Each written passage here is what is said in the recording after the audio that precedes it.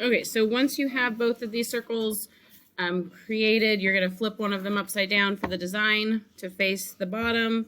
You're going to put this slab on top and you're going to sandwich them together.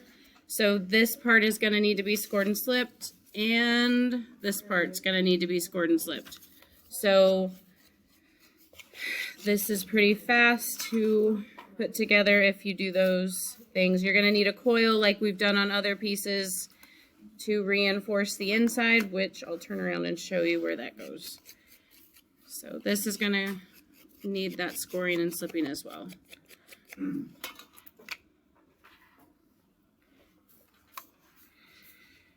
Okay, so turn this and attach this here.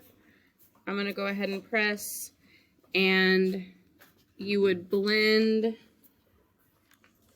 this section together so you don't see that, and you can flip this over, do the same thing on this other side.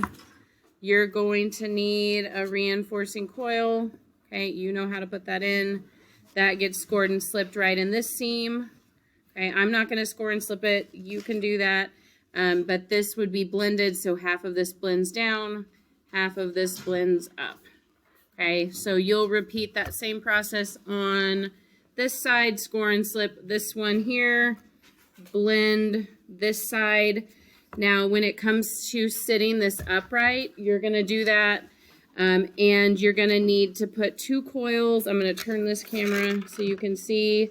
If this is sitting level, like you need to level this out, then you're going to slide a coil in the side, and I would mark it with something so you can see where it's going to be. So run a tool or something down the side of this, so then when you flip this over, you know where that coil needs to go.